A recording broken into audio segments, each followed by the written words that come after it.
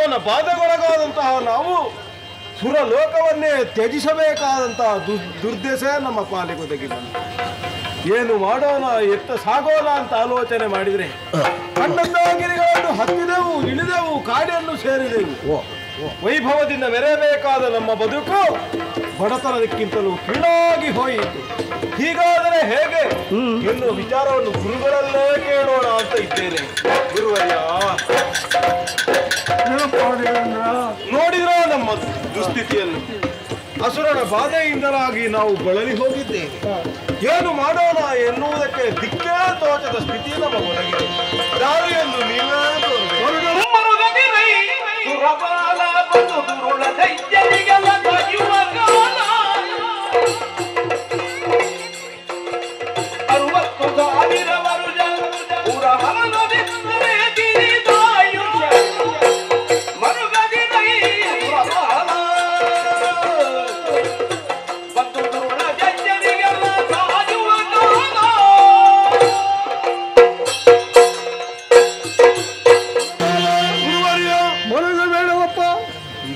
ಆದಷ್ಟು ಬೇಗ ದುರುಳರಿಗೆಲ್ಲ ಸಾಯುವ ಕಾಲ ಹತ್ತಿರ ಬಂದಿದೆ.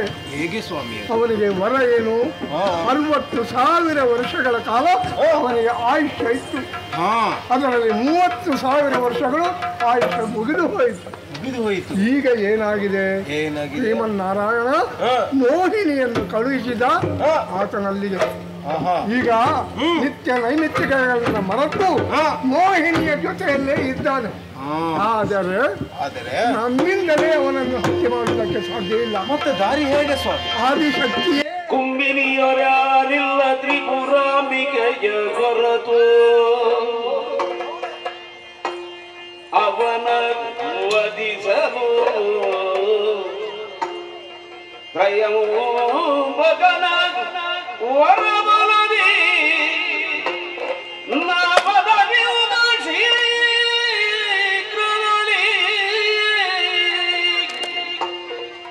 ಬೆಂಬಿಡದೆ ಬಲು ಭಕ್ತಿಯಲ್ಲಿ ಮರೆಗೌವ ಜನನಿಯ ಬೆಂಬಿಡದೆ ಬಲು ಭಕ್ತಿಯಲ್ಲಿ ಮರೆಗೌವ ಜನನಿಯನು ವಿದಶದರಳಿದು ಹಿನ ಜಲಕ್ಕೆ ಧರದಿಯುವುದ ಕುಂಬಿನಿಯೊಳ್ ಯಾರಿಲ್ಲ.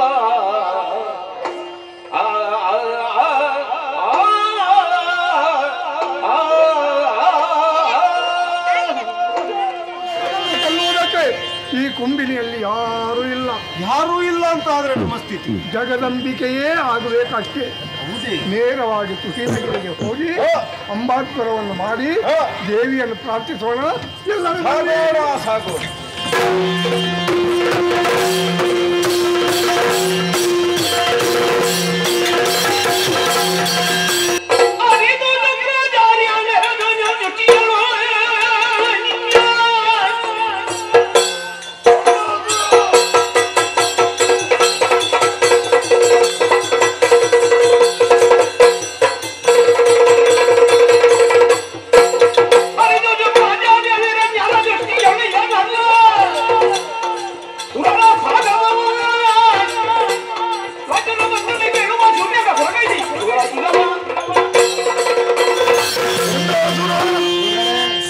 ಮರಿ ಹೊಲಸಲ್ಲಿ ಹೋದ್ರೆ ವಿಚಾರಣೆ ಮಾಡಬೇಕಾದ ಪ್ರಮೇಯ ಇಲ್ಲ. ಅದೇ ದನದ ಕರು ಹೊಲಸಲ್ಲಿ ತಿಂದ್ರೆ ಅದನ್ನು ವಿಮರ್ಶೆ ಮಾಡಬೇಕಾಗ್ತದೆ.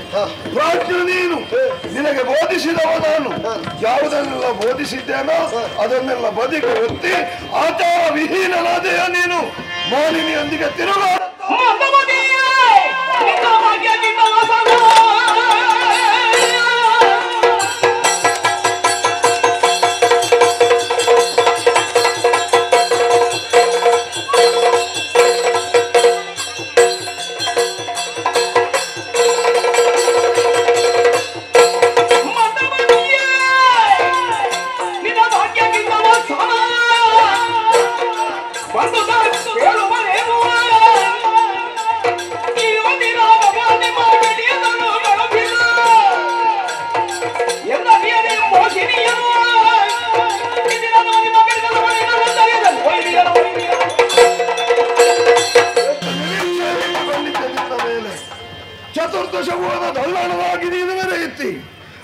ಮೂಲಕವಾಗಿ ಗುರುವಿನ ಹೆಸರನ್ನು ಉತ್ತುಂಗ ಶಿಖರಕ್ಕೆ ಹೇರಿಸಿ ಎನ್ನುವ ಹಾಗೆ ನಾನು ಭಾವಿಸಿದ್ದೆ.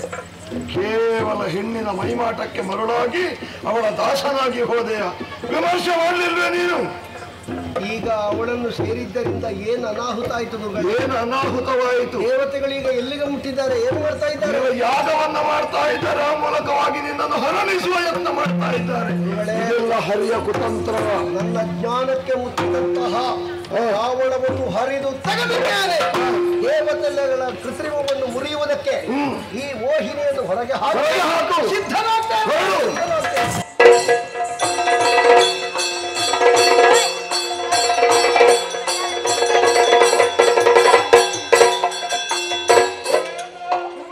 ನಾನೆಲ್ಲರಿಗೂ ಇಲ್ಲಿಗೆ ಬಂದು ಮುಟ್ಟಿದ್ದೇನೆ. ಹೌದು, ಅದ್ಭುತವನ್ನು ಮಾಡಬೇಕು. ಅದಕ್ಕಿಂತ ಮೊದಲು ಯಾಗ ಹಾಳಾಗಬಾರ್ದು. ಅದಕ್ಕಿಂತ ಮೊದಲು ನಾವೆಲ್ಲ ಇಲ್ಲಿ ಸುತ್ತಲೂ ಅಗ್ನಿ ಪ್ರಾಕಾರವನ್ನು ಬಲಿದು ಯಾಗವನ್ನು ಆರಂಭ ಮಾಡೋಣ.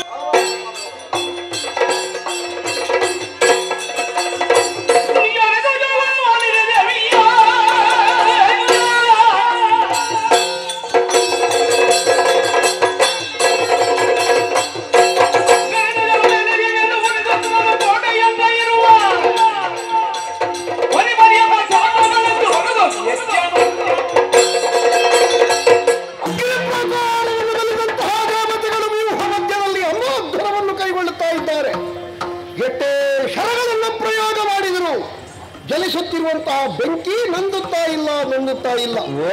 ಒಳ ಪ್ರವೇಶ ಮಾಡಿದರೆ ಮಾತ್ರವೇ ಅಜ್ಜರವನ್ನು ನಿಲ್ಲಿಸುವುದಕ್ಕೆ ಸಾಧ್ಯ. ನಮಗೆ ಒಳ ಹೋಗಬೇಕು ಅಂತಾದ್ರೆ ಬೆಂಕಿ ದಾರಿ ಬಿಟ್ಟು ಕೊಡ್ತಾ ಇಲ್ಲವಲ್ಲ. ಸಾಯಿಲಿ, ಅವರು ಯಾವ ಅಧ್ಯರವನ್ನು ಬೇಕಾದರೂ ಮಾಡಲಿ. ನಾನು ಹರನಿಂದ ಪಡೆದಿರುವಂತಹ ವರ 60,000 ವರ್ಷ ಆಯುಷ್ಯ. ಇಷ್ಟ ಮುಖ್ಯರನ್ನು ಸೃಷ್ಟಿಗೊಳಿಸುವುದು. ಈ ವರವನ್ನು ಅವರಿಗೇನು ಮಾಡಲಿಕ್ಕೆ ಸಾಧ್ಯ ಇಲ್ಲವಲ್ಲ. ನೋಡಿಯೇನು ನನ್ನ ಬದುಕನ್ನು ರೂಪಿಸುವುದಕ್ಕೆ ಆತನಾಗಿ ಸಿದ್ಧನಾಗ್ತೇನೆ.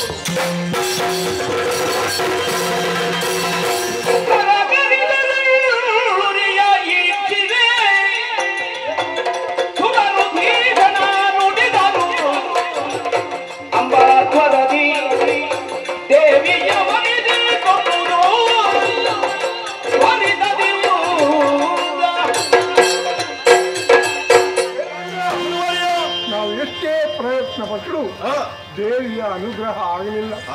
ಇನ್ನು ದೇವಿ ಒಲಿಬೇಕು ಅಂತ ಇದ್ರೆ ನಮ್ಮೆಲ್ಲರ ದೇಹವನ್ನು ಕಡಿದು ಪಡೆದು ಯಾಗಕ್ಕೆ ಹೋಮಿಸೋಣ. ಅಷ್ಟೇ ತಾನೇ?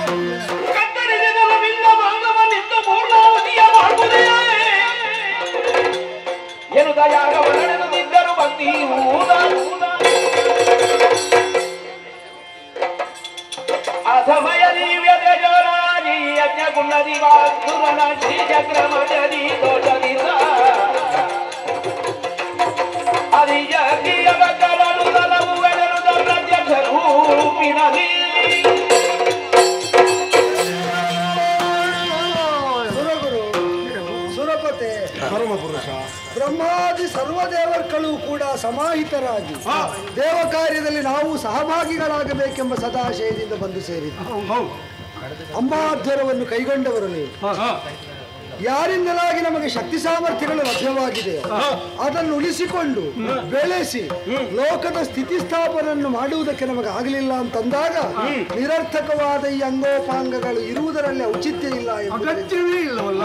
ಅದನ್ನೇ ಆಹುತಿಯಾಗಿ ಕೊಡ್ತಾ ಬಂದಿರಿ. ಇದರಿಂದ ಆ ಮಹಾಮಾತೆಯ ಅನುಗ್ರಹ ಆಗುತ್ತದೆ ಅಂತ ಆಚಾರ್ಯ ಶುಕ್ರನಿಗೆ ತಿಳಿದು ಮೋಹಿನೀರತನಾದಂತಹ ಭಂಡರನ್ನು ಅಲ್ಲಿಂದ ಎಬ್ಬಿಸಿ ಯಜ್ಞಭಂಗ ಮಾಡುವುದಕ್ಕೆ ಕಳುಹಿಕೊಟ್ಟ. ಆದರೆ ಮಣಿದ್ವೀಪ ನಿವಾಸಿನಿಯಾದಂತಹ ತ್ರಿಪುರಾಂಬಿಕೆ ಅಲ್ಲಿಂದಲೇ ಬೇರೆ ಬೇರೆ ವಿಧ ವಿಧದ ಪ್ರಾಕಾರಗಳನ್ನು ಈ ರಜ್ಞರಕ್ಷಣೆಗೆ ಒದಗಿಸಿಕೊಟ್ಟರು. ಒಂದೊಂದನ್ನಾಗಿ ಕತ್ತರಿಸ್ತಾ ಸಾಗಿದಾಗ ಕ್ರೋಧೋದ್ದೀಪಿತ ಮಾನಸಳಾದು ಅಂತ ತಿಳಿದದ್ದು ಯಾವಾಗ ಗೊತ್ತ? ಜ್ವಾಲಾಮಾಲಿನಿಯಾಗಿ 300 ಯೋಜನೆಗಳ ಪರ್ಯಂತ ಅಗ್ನಿಜ್ವಾಲೆಯ ಕೋಟೆಯನ್ನೇ ರಚಿಸಿ ಬಂಡನಿಂದ ಭೇದಿಸುವುದಕ್ಕಾಗದ ಸ್ಥಿತಿ ತಂದಾಗ ತಾನು ತನ್ನವರ ಜೊತೆಯಲ್ಲಿ ಪ್ರಯತ್ನದಲ್ಲಿ ವಿಫಲಗೊಂಡು ನಾಚಿ ತಲೆ ತಗ್ಗಿಸಿ ಹಿಂಜರಿದ.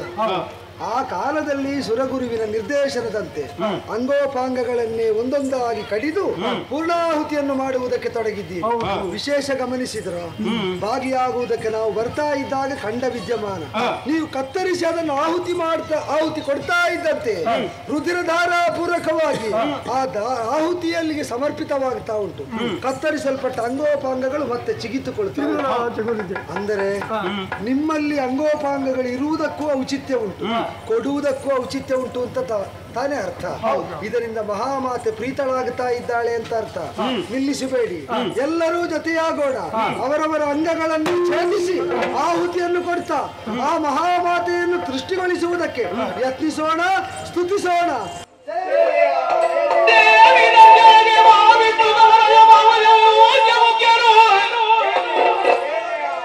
ತ್ಯಾರಿದಿ ನಡೆದೆಂದರ ವೇಳ್ಯದಿ ಸನಪಾದಿ ದೇವ ಮುನಿಗಳೆಲ್ಲವರು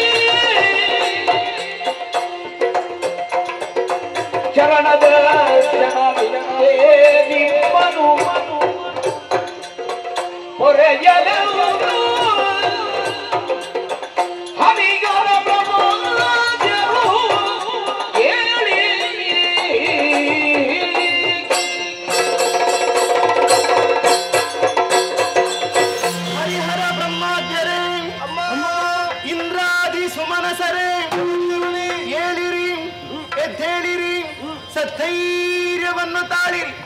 ನೀವೆಲ್ಲವರು ನಿಮ್ಮ ಅಂಗಾಂಗಗಳನ್ನು ಕಡಿದು ಯಜ್ಞಕ್ಕೆ ಹೋಮಿಸಿದ್ದೀರಿ, ಮರಳಿ ದೊರಕಿಸಿಕೊಟ್ಟಿದ್ದೇನೆ. ಮಾತ್ರವಲ್ಲ, ನನ್ನ ಚರಣ ದರ್ಶನವನ್ನು ಕೊಟ್ಟಿದ್ದೇನೆ. ಯಾರಿಂದ ಕಷ್ಟ ಬಂತು ನಿರ್ಭೀತಿಯಿಂದ ತಿಳಿಸಿರಿ ಮಕ್ಕಳೇ, ತಿಳಿಸಿರಿ. ಅಮ್ಮ, ಎಲ್ಲಿಂದ ಎಂತೂ ಈ ತ್ರಿಪುರ ಮನೋಹರವಾದಂತಹ ರೂಪದಿಂದ ಪ್ರಕಟವಾದೆ ಅಂತ ಗೊತ್ತಾಗಲಿಲ್ಲ. ಅಕ್ಕಿಯಲಿ ಮಣಿದಿ ಬದಲಿ ನೆಲಗುತ್ತಿರುವ ತ್ರಿಪುರಾಂಬಿಗೆ ಒಲಿದು ಭಕ್ತಿಗೀತ ಲಲಿತ ಸ್ವರೂಪವ ಎತ್ತು ಬಂದೆ, ಲಲಿತ ಸ್ವರೂಪವ ಎತ್ತು ಬಂದೆ.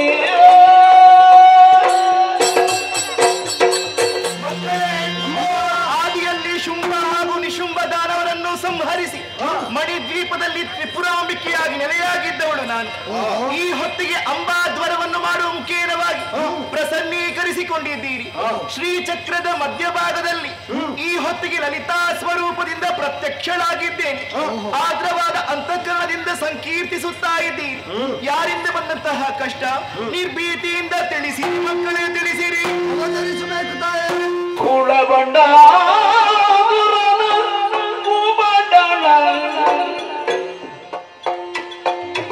ಬೆಳಲಿ ನೆಲೆ ಕಾಯಿ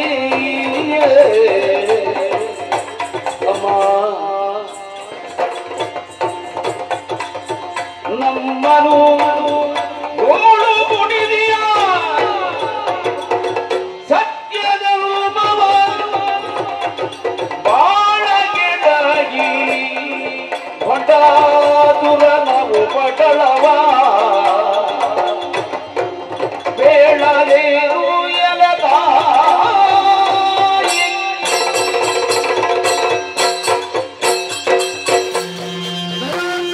ಅಂತಃಕರಣವನ್ನು ಹೊಂದಿದ ಲೋಕಜನನಿ ನೀನು. ನಿನ್ನಿಂದಲೇ ಲಭ್ಯವಾದ ಸಾಮರ್ಥ್ಯ ವಿಶೇಷವನ್ನು ವಿನಿಯೋಗಿಸ್ತಾ ಲೋಕಪಾಲನೆಯನ್ನು ನಿನ್ನ ಇಚ್ಛೆಯಂತೆ ನಡೆಸ್ತಾ ಬಂದ ಮಕ್ಕಳು ನಾವು. ಏನು ಅಂತಾಡುವುದು ತಾಯಿ? ಏನಾಯ್ತಪ್ಪ? ಶಕ್ತಿ ಸಾಮರ್ಥ್ಯವನ್ನೇ ನಮ್ಮೊಳಗಿರಿಸಿಕೊಂಡು ಲೋಕಪಾಲನೆಯನ್ನು ಮಾಡುವುದಕ್ಕೆ ವಿಫಲರಾದ ನಿನ್ನ ಮಕ್ಕಳ ಕಥೆಯನ್ನು ಏನು ಅಂತ ಹೇಳುವುದು ತಾಯಿ? ನಿಮಗೂ ಕಷ್ಟ ಒದಗೀತೆ. ಕಾಮದಹನವನ್ನು ಮಾಡಿದಂತಹ ಪರಶಿವನು ಅಲ್ಲಿ ಉಳಿಸಿದಂತಹ ಭಸ್ಮಶೇಷಕ್ಕೆ ಜೀವ ಬಂದು ಅದೇ ಭಂಡನಾಮಕನಾದಂತಹ ದೈತ್ಯನ ಉಗಮಕ್ಕೆ ಕಾರಣವಾಯಿತು. ಶಿವಾಶ್ರಯದಲ್ಲೇ ಬೆಳೆಯುತ್ತಾ ಇದ್ದವನಿಗೆ ಕಾಲಾಂತರದಲ್ಲಿ ದೈತ್ಯ ನಿವಾಹದ ಸಂಪರ್ಕವಾಯಿತು. ದೈತ್ಯ ಗುರುವೆನಿಸಿದ ಶುಕ್ರನ ಪೌರೋಹಿತ್ಯ ಲಭ್ಯವಾಯಿತು. ಅವರಿಂದಲೇ ಆಚಾರ ವಿಚಾರಗಳ ನಿರ್ದೇಶನ ಪ್ರಾಪ್ತವಾಯಿತು. ತಪದ ಮೂಲಕವಾಗಿ ಪರಶಿವನನ್ನು ಒಲಿಸಿಕೊಂಡ ಅಸಾಮಾನ್ಯ ಸಿದ್ಧಿ ಸಾಧನೆಗಳನ್ನು ಮಾಡಿದ. ಅದರ ಪರಿಣಾಮವನ್ನು ದೇವತೆಗಳ ಮೇಲೆ ತೋರಿದ. ವಿಪತ್ತಿಗಳನ್ನು ಪದಚ್ಯುತರನ್ನಾಗಿಸಿ, ದೇವತೆಗಳನ್ನು ಗತಿಭ್ರಷ್ಟರನ್ನಾಗಿಸಿ, ತ್ರಿಮೂರ್ತಿಗಳನ್ನು ಅಸಹಾಯಕರನ್ನಾಗಿಸಿ, ಇದೋ ಇಲ್ಲಿ ನೆರೆದು ನಿಂತ ಸರಕಾದಿ ಸುಮನಸರನ್ನು ಅವರ ಸಂಕಲ್ಪಗಳನ್ನು ಭ್ರಷ್ಟವಾಗಿಸುವಲ್ಲಿ, ಕಷ್ಟ ಒದಗಿಸುವಲ್ಲಿ ನಿತ್ಯ ನಿರಂತರ ಶ್ರಮಿಸ್ತಾ ಇರುವ ಅವನನ್ನು ನಿಗ್ರಹಿಸುವುದಕ್ಕೆ ಅಸಾಧ್ಯವಾಗಿದೆ ತಾರೆ. ಅವನನ್ನು ವಧಿಸಿ ಪ್ರೀತಿಯನ್ನು ಬಿಡಿರಿ ಬೀದಿಯ ಧೂಳ ಬಣ್ಣದ ಗಡಿದಿ ಧರ್ಮದ ಮದದಿ ಬೆರಮಣಯ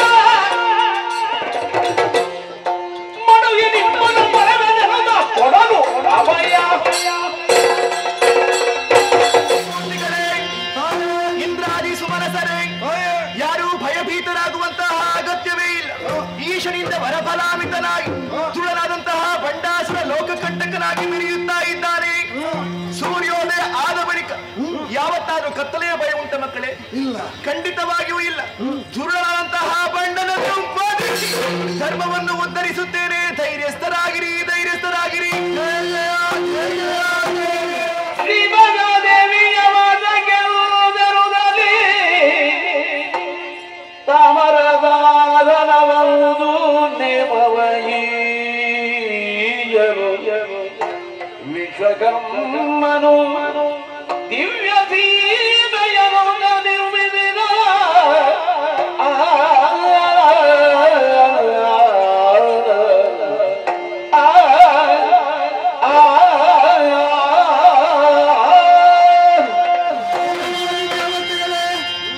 ಮಹಾಮಾತೆ ನಮ್ಮ ಕ್ಷೇಮಾಭ್ಯುದಯವನ್ನು ಲಕ್ಷ್ಯವಾಗಿಸಿಕೊಂಡು ಮಹಾಸಂಕಲ್ಪವೊಂದನ್ನು ತಳೆದು ಅಸೀಮವಾದ ಸಾಮರ್ಥ್ಯವನ್ನು ಹೊಂದಿದ ಭಂಡನನ್ನು ಅವನ ಅನುಚರರನ್ನು ಸಮೂಲವಾಗಿ ನಿಗ್ರಹಿಸುವ ಮಹಾಸಂಕಲ್ಪವನ್ನು ಕೈಗೊಂಡಿದ್ದಾರೆ.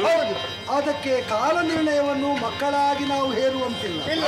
ಅವಳ ಅಷ್ಟು ಕಾಲವು ಉಳಿದುಕೊಳ್ಳುವುದಕ್ಕೆ ಬೇಕಾದಂತಹ ನಗರ ನಿರ್ಮಾಣ, ಬೇಕಾದಂತಹ ಗೃಹ ನಿರ್ಮಾಣ, ಅದನ್ನು ಮಾಡಬೇಕಾದದ್ದು ಮಕ್ಕಳಾದ ನಮ್ಮ ಕರ್ತವ್ಯ.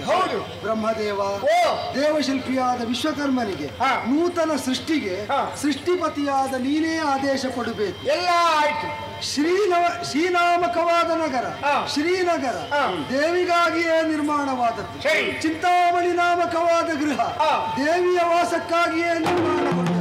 ಶ್ರೀನಗರದಲ್ಲಿ ಚಿಂತಾಮಣಿ ಗೃಹ ಅಂತ ಸ್ಥಳ ಆಗಿ ದೇವಪಾಲಕಳಾದಂತಹ ಅವಳು ನೆಲೆಯಾಗಬೇಕು. ತಾಯೇ, ಸೂಚನೆ ಮಾತ್ರದಿಂದಲೇ ವಿಶ್ವಕರ್ಮನಿಂದ ನಗರ ನಿರ್ಮಾಣವೂ ಆಗಿದೆ, ಗೃಹ ನಿರ್ಮಾಣವೂ ಆಗಿದೆ. ನೀನು ಕಾಲಿಟ್ಟದ್ದು ಮುಹೂರ್ತ, ನೀ ಕಾಲಿಡುವುದಕ್ಕೆ ಮುಹೂರ್ತ ನಿರ್ಣಯ ಇಲ್ಲ. ಆದ್ದರಿಂದ ಸ್ವೀಕರಿಸುವ ಕೃಪೆದಾರು ಬೇಕು.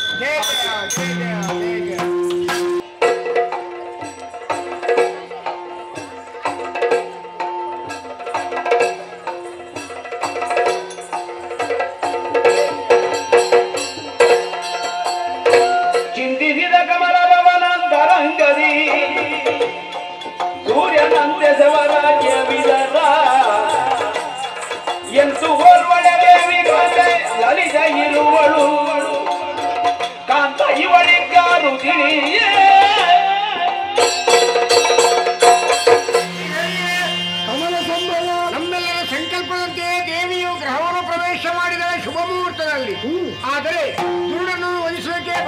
ಸಮಯ ಬೇಕಾದ್ರೆ ಅದರ ಬೇಕಾಗಿ ಚಿಂತನೆಯನ್ನು ಮಾಡಬೇಕಾಗ್ತದೆ. ಅಷ್ಟರ ತನಕ ಆ ಮನೆಯಲ್ಲಿ ದೇವಿ ಒಬ್ಬಳೇ ಇರುವುದಾದ್ರೂ ಹೇಗೆ? ದೇವಿಗೊಂದು ಜೊತೆಯನ್ನು ಬೇಕು. ಮಲ್ಲ ಒಡನಾಡಿ ಶಿವ ಕನ್ನಡಪ್ಪ ಕೋಟಿ ರೂಪದಲ್ಲಿ ಬಂದ ಆದಿ ಶಿವ ಒಂದಿ ಕಾಮೇಶ್ವರ ಎಂಬ ಹೆಸರಿನಳು ಆನಂದದಲ್ಲಿ ಕಂಡು ಕಮಲ ಜಗ ಆದಿ ಶಿವ ಜಗಯಾರು ಅಂತೇಳಿ ನಮ್ಮಲ್ಲೇ ನಾವು ಚರ್ಚಿಸಿಕೊಂಡಾಗ ನಾವೆಲ್ಲ ಹಿಂಜರಿದದ್ದು ಒಂದೇ ಕಾರಣಕ್ಕೆ. ವಾತ್ಸಲ್ಯಮಯಿಯಾದಂತಹ ಅವಳನ್ನು ಕಾಣುವಾಗ ನಮ್ಮಲ್ಲಿ ಪುತ್ರ ಭಾವವೇ ಜಾಗೃತವಾಗುತ್ತದೆ ಹೊರತು ಪತಿಭಾವವಲ್ಲ. ತಾಯಿಯಾಗಿ ಅವಳು ಪೊರೆಯುವುದಕ್ಕಂತವಳು ನಾವು ಪಾಲಿತರಾಗಬೇಕಾದ ಮಕ್ಕಳು. ಹಾಗೆ ಅಂತ ಸನಕಾದಿ ಮುನಿಮನೀಷಿಗಳ ಜೊತೆಯಲ್ಲಿ ತ್ರಿಮೂರ್ತಿಗಳಾದ ನಾವು ಮೂವರು ಕಾಣಿಸಿದ್ದು ಪರಶಿವನೆಲ್ಲಿ ಅಂತ ಯೋಚಿಸುವಾಗ ಇದು ವಿಶೇಷ, ವಿಚಿತ್ರ, ವಿಕ್ಷಿಪ್ತ ಹಾಗೆ ಅಂತ ಅತಿಮನೋಹರವಾದ ಇದಕ್ಕೆ ಏನು ಅಂತ ಹೇಳೋಣ? ನಮ್ಮ ಕಾಮವನ್ನು ಪೂರೈಸ್ತಾ ಆಕೆಗೆ ಜೊತೆಯಾಗುವುದಕ್ಕೆ ಈಗ ಶ್ಯಾಮಲಾಂಬೆಯೋ ದಂಡನಾಥೆಯೋ ಅಥವಾ ವೈಷ್ಣವಿಯೋ ಮಹೇಶ್ವರಿಯೋ ಅವಳ ಸೇವಾಸಕ್ತಿಯಿಂದ ಇಲ್ಲಿ ನಿಯುಕ್ತರಾದರೂ ಕೂಡ ಆಕೆಗೆ ಅತ್ಯಂತಿಕ ಜೊತೆಯಾಗುವುದಕ್ಕೆ ಅವರು ಪರ್ಯಾಪ್ತರಲ್ಲ. ದೇವರೇ, ನಾನು ನಿಮ್ಮ ಮನವನ್ನು ಅರ್ಥವಿಸಿಕೊಂಡೇ ಕಾಮೇಶ್ವರನಾಗಿ ಬಂದಿದ್ದೇನೆ. ಆದಿಶಿವ ಇದು. ಆಗಲಿ, ಅನಾದಿ ಶಿವನೂ ಹೌದು, ಆದಿಯಲ್ಲೇ ಕಾಣಿಸಿದ ಶಿವ, ಆದಿ ಇಲ್ಲದ ಶಿವ. ಹಾಗೆ ಅಂತ ಈ ಸ್ವರೂಪ ನಮಗಾದೀತು ಅಂತ ಉಂಟು. ಪರಿಗ್ರಹ ಮಾಡಬೇಕಾದ ಅಮ್ಮನ ಕಲ್ಯಾಣೋತ್ಸವ ನೋಡಬೇಕು ಅಂತ ಮಕ್ಕಳಿಗೊಂದು ಬಯಕೆ. ಹಾಗೆ ಅಂತ ಅದು ಮಕ್ಕಳ ಆಟಿಕೆಯಾಗಬಾರದೆಂಬುದಕ್ಕೆ ಆದಿಶಿವನೇ ಕಾಮೇಶ್ವರ ರೂಪವಂತೂ ಸನ್ನದ್ಧವಾಗಿದ್ದಾನೆ. ನೀನೊಂದು ಕರುಣಾರ್ದ್ರ ದೃಷ್ಟಿಯನ್ನು ಬೀರಿದೆ ಅಂತ ಆದರೆ ಇಬ್ಬರ ವೈವಾಹೋತ್ಸವವನ್ನು ನಾವು ಕಣ್ತುಂಬಿಕೊಳ್ತೇವೆ. ಒಂದು ಮದುವೆಯ ಸುಮುಹೂರ್ತ ನಿಮ್ಮ ಇಚ್ಛೆಯಂತೆ ಹಾಗಾದ್ರೆ ತಾಯಿಯ ಮದುವೆ ಧಾರೆ ಎರೆಯುವುದಕ್ಕೆ ಪಿತಾಮಹನೆನಿಸಿದ ನೀನೆ, ನಾವೆಲ್ಲ ಸಾಕ್ಷಿಯಾಗಿರ್ತೇವೆ. ಆಗಲಿ ಆಗಲಿ.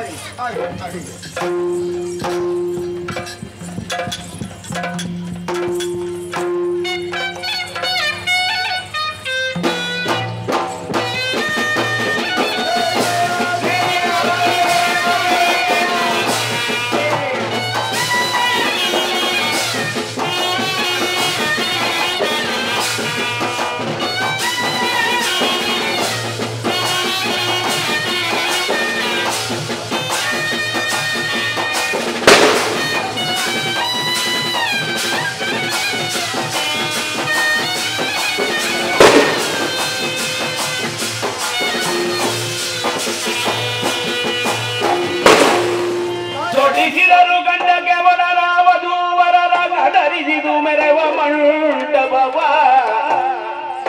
ಎಡ ಜನ ಕಮಲ ಜನಿತು ಮುಡುಗರೆಯ ಮೆರವ ಪುಷ್ಪಗವ.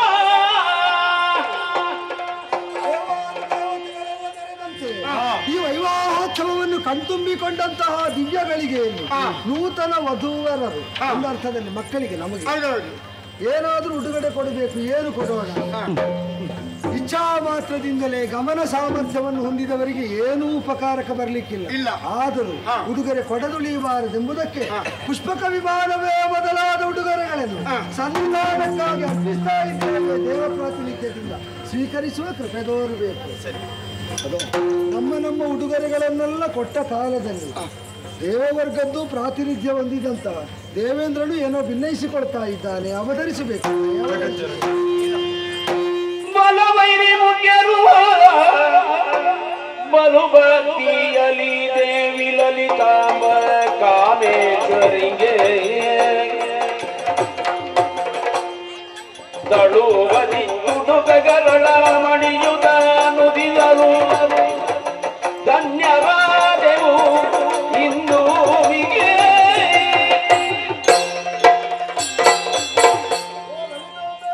ತಾಯಿ ಶೋಭಾಯಮಾನಳಾಗಿ ಕೋಟಿ ಸೂರ್ಯ ದೀಪ್ತಿಯನ್ನು ಪ್ರದರ್ಶಿಸ್ತಾ ಇರುವುದನ್ನು ಕಂಡ್ರೆ ಪುಳಕಿತಾನಂದಗಾತರಾಗಿದ್ದೇವೆ. ಇದರಿಂದಲೇ ಒಂದು ಸ್ಪಷ್ಟ ಆಯಿತು. ಸುರರ್ಕಳ ಕಾಮನೆಯನ್ನು ಈಡೇರಿಸುವ ಕಂಗಳನ್ನು ಹೊಂದಿದಂತಹ ಆಕೆ ನಮ್ಮ ಪಾಲಿಗೆ ಕಾಮಾಕ್ಷಿಯೇ ಹೌದು. ಪೂರೈಸಿಯಾಳು, ಈಡೇರಿಸಿಯಾಳು. ನಿರೀಕ್ಷೆಯಲ್ಲಿರೋಣ.